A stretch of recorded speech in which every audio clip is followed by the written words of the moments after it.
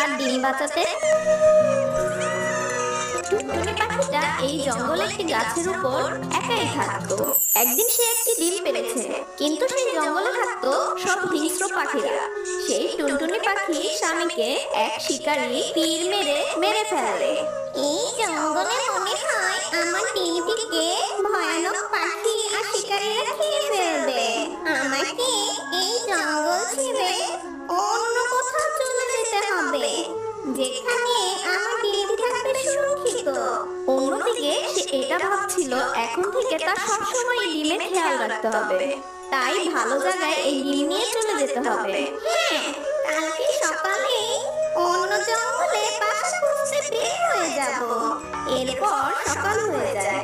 এরপর তার ডিমটি নিয়ে অন্য জঙ্গলে রওনা দিল। আর অনেক দূর পথ পেরিয়ে আর ক্লান্ত হয়ে সুন্দর একটা জায়গায় বিশ্রাম নেয়। আর সেখানে গিয়ে এদিক ওদিক কিছুক্ষণ তাকায়। আর তাকানোর পর দেখতে পায় পুরনো একটি ভাঙা বাসা। এই বাসাটা তো বেশ পুরনো আর ভাঙা। একটু পরেই রাত হয়ে যাবে। যেহেতু একটু পর রাত হয়ে যাবে, তাহলে আজ রাতটা এই ভাঙা বাসায় কাটাই। আর কাল সকালে ঘুম থেকে উঠে এই বাসাটা ঠিক করে ফেলবো। আর পাশে তো নদী, এখন থেকে পানির জন্য দূরে আর কোথাও যেতে হবে না। অন্যদিকে রাত হয়ে যায় আর বাসাটা ভাঙা ছিল, কিন্তু এই রাতে বাসাটা ঠিক করা তো সম্ভব না।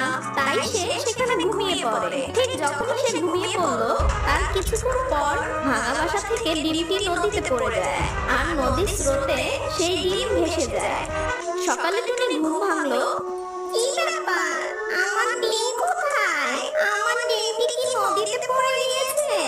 এত কষ্ট করে অন্য জায়গা থেকে আসলাম, কিন্তু ভাগ্যে হয়তো আমার সন্তান হারানোই লেখা ছিল। ডিমটি ভাসতে ভাসতে নদীর এক কিনারায় পৌঁছে যায়। আর সেখানে প্রচন্ড রোদের তাপে ডিমটি ফুটে সুন্দর একটি বাচ্চা বের হয়। বাচ্চাটি ভয়ে সেই নদীর কিনারায় একটি গাছের নিচে আশ্রয় নেয়।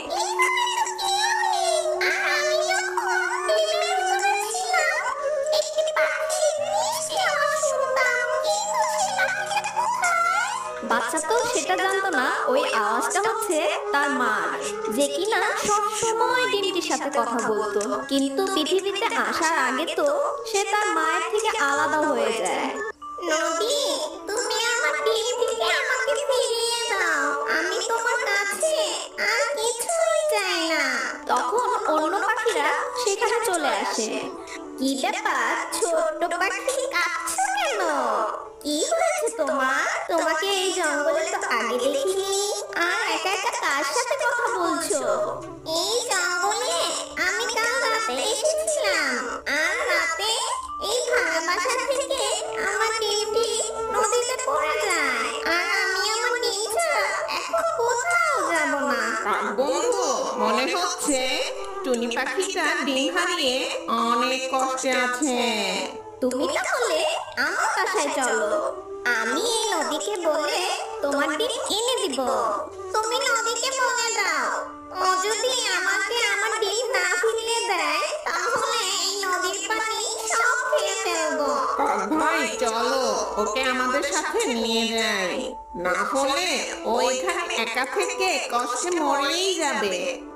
তারপর তারা টুনিকে নিয়ে কাকের বাসায় চলে যায়। মা, এই পাখিটা কে? বাবা, এই পাখিটা তার ডিম নদীতে হারিয়ে ফেলে কাঁদছিল, তাই আমার সাথে করে আমাদের বাসায় নিয়ে এসেছি। তাহলে তো এই পাখিটা অনেক কষ্টে আছে। আমিও এই কথা শুনে অনেক কষ্ট পাচ্ছি। হ্যাঁ বাবা, একজন মার কাছে সন্তান হারানোর চেয়ে কষ্ট আর কি হতে পারে। এভাবে বেশ কিছুদিন কেটে গেল। আর টুনির বাচ্চাটা সেখানে থাকতে থাকতে অভ্যস্ত হয়ে গেল।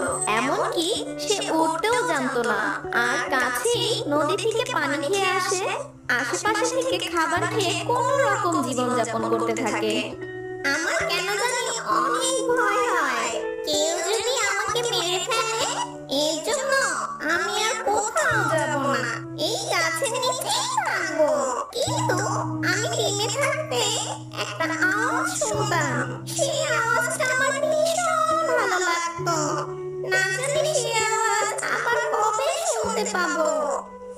আমার ডিমটা এখনো পেলাম না। না জানি আমার বাচ্চা কেমন আছে। অন্যদিকে কাকের বাচ্চাটি নতুন ওড়া শিখছিল, তাই তার মাকে জিজ্ঞেস করছিল, মা, আমি তো এখনো পুরোপুরি উড়তে পারি। তাহলে আমি দৌড়ে ওই নদীর কাছে যাই। ঠিক আছে বাবা, তুমি যাও, আর বেশি দূরে কিন্তু যাবে না। সেই কাকের বাচ্চাটি সেখান থেকে উড়ে নদীর কাছে চলে গেল।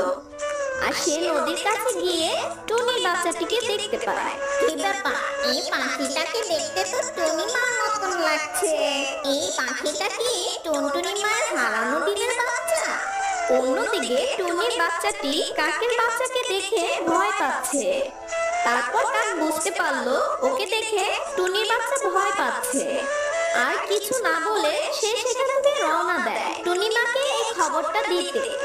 তুমি চিন্তা করো না টুনি, তোমার ডিম হয়তো পানিতে পড়ে নষ্ট হয়ে গেছে। তাদের কথার মাঝে কাকের বাচ্চাটি চলে আসে।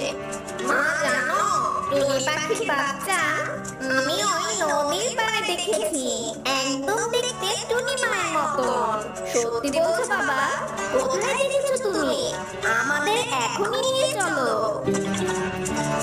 তারা তখন টুনি পাখিকে নিয়ে সেই নদীর ধারে চলে যায়। এটা কি আমার বাচ্চা? বুঝছো কিভাবে? তাহলে এই নদীর কাছে যাও, এই নদী বলে দিবে তোমার ডিমটি কোথায় রেখেছে। ও নদী, তুমি প্লিজ আমার ডিমটি ফিরিয়ে দাও। বলে দাও আমার ডিম তুমি কোথায় রেখেছো। টুনির কথা শুনে টুনির বাচ্চাটি মনে পড়ে যায় ওই আওয়াজটি। সে ডিমের মধ্যে থাকার সময় এই আওয়াজ শুনেছিল, তাই সে টুনিকে বলতে থাকে, মামা, আমি তোমাকে পেয়েছি। ডিমের মধ্যে থাকতে আমি তোমার আওয়াজ শুনেছি। মা, আমার বাচ্চা, আমার সন্তান। এসো বাবা, তুমি আমার বুকে এসো। তারপর টুনি তার বাচ্চাকে জড়িয়ে ধরে। এভাবেই তারা একসাথে ওই জঙ্গলে সুখে বসবাস করতে থাকে।